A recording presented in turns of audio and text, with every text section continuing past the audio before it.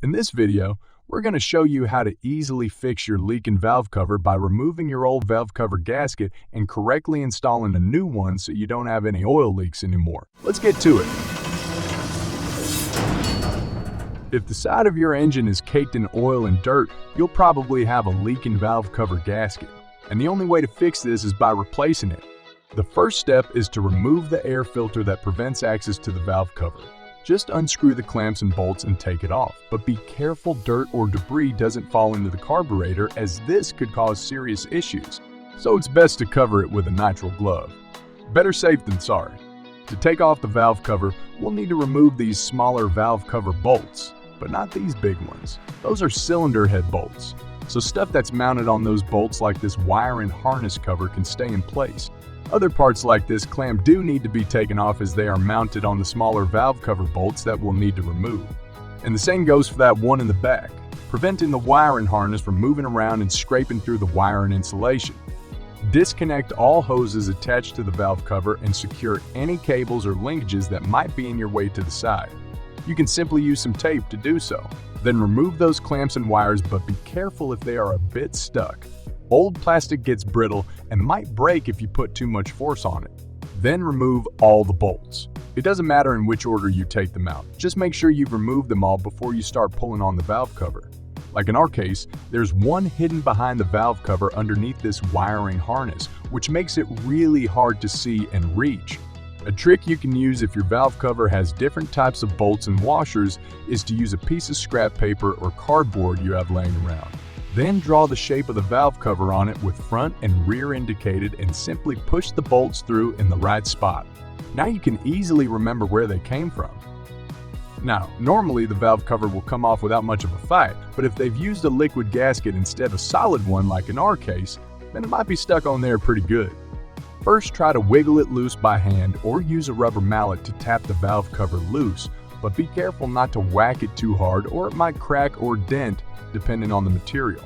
If playing whack-a-mole with the valve cover doesn't work, you only have one option left, and that's to carefully try to pry it loose with a flat screwdriver. You want to do this near a corner because that gives you more leverage, which means you'll need to apply less force with your screwdriver, lowering the chance of damaging it. And try to get your screwdriver really in between there so you don't slip off, potentially chipping the material. Also, try to pry it loose at a thicker or sturdier part, again to reduce the chance of cracking the valve cover, and so the new gasket will have enough material to seal everything off in case you scratch the contact surface. But don't pry it loose at the thin edge of the holes, because that thin edge might break off and ruin your valve cover. And there it goes. With the gasket loose on one side, you can try to wiggle it off, but chances are you'll need to repeat the process on the other side as well. Once you've removed the valve cover, you can carefully remove the liquid gasket, which will hopefully come off in one piece. Now that the valve cover is off, we went ahead and sanded, prepped, and resprayed it. But we'll show you the entire process in a separate video on our channel, so make sure to check it out. The first thing you need to do is scrape off the contact area of the valve cover to make sure you have a nice flat surface and no remains of the previous valve cover are left behind. If there are chunks left behind, the new valve cover gasket will never be able to seal properly and you'll have oil leaks. But make sure to use one of these plastic razor blade scrapers to clean up the contact area, as these can't scratch or damage the surface, which would ruin the seal. Just scrape off the entire edge. No need to worry for damage because it is just sharp plastic. However, if you use one of these metal razor blade scrapers, you can easily scratch the surface and ruin the seal if you're not careful. So you should never use one of these. We were really lucky that our liquid gasket came off in one piece, almost without leaving anything behind. So we're just going to degrease everything and check it one final time. As you can see, there's a small piece left next to the hole, so we're going to remove it and make sure nothing is left behind that could interfere with the seal. Do this for the entire contact area, and once everything is clean on the valve cover itself, it's very important that you don't forget to clean the other side of the contact area on the engine block. Once again, you've got to clean all the way around so the entire contact area is clean. But this time, you have to make sure to wipe from the inside towards the outside, not the other way around.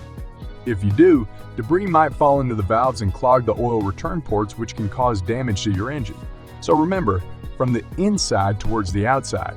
If you have pieces of liquid gasket stuck on this side too, First, scrape them loose with the plastic razor blade scraper and try to scrape them off towards the outside. If debris does happen to fall in, don't worry, just carefully remove it with a lint-free rag. Then degrease and clean the entire surface and you're ready to install the new gasket. We highly advise to spend a bit more money and buy a quality gasket that fits perfectly and ensures a good seal like this Velcro one. We'll put a link to these valve cover gaskets in the description below so you can easily find the type that fits your car. It very clearly indicates what the valve cover side is, making it easy to get it right. Then just gently place it on there, making sure that it is completely flat and no wires are caught underneath it. With the valve cover gasket in place, try to move as much hoses and wires to the side so you have a bit more room to install the valve cover. And check out our valve cover we resprayed in a different video. Looks like it just came out of the factory. Then gently place the valve cover on top of the gasket and make sure everything is nicely aligned and no wires are pinched in between there. If you can rock it back and forth like this, it means that something is not right.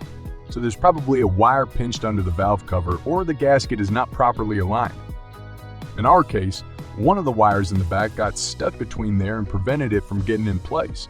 After removing the wire, the valve cover now makes perfect contact and does not wiggle around anymore, so it's going to make a good seal when tightened. Now the first step is to get the bolts in there by hand so you don't cross thread them. Don't use leverage, only twist with your fingers or a ratchet extension. This way you can't use a lot of force and have to perfectly align the bolts to go in.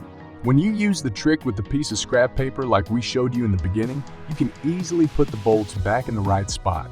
At this point, it doesn't matter what order you put them in because you're not tightening them. For the next step, however, it is really important that you follow the instructions in your owner's manual and tighten them with a torque wrench to the specified torque in the specified order.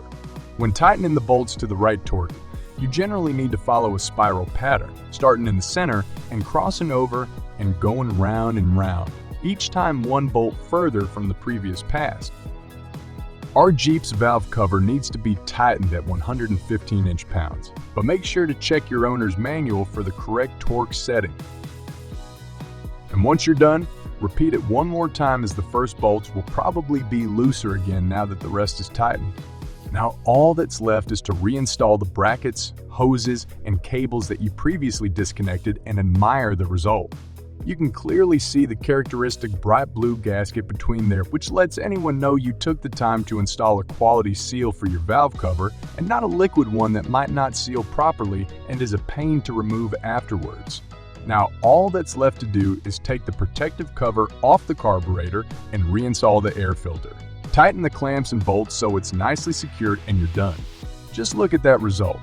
A perfect seal that won't leak anymore. Thanks for watching. If you liked our video, please make sure to like, subscribe, and share. It helps out the channel a lot. And don't forget to hit that bell button so you don't miss any of our uploads. More videos are on the way, so we'll see you on the next one.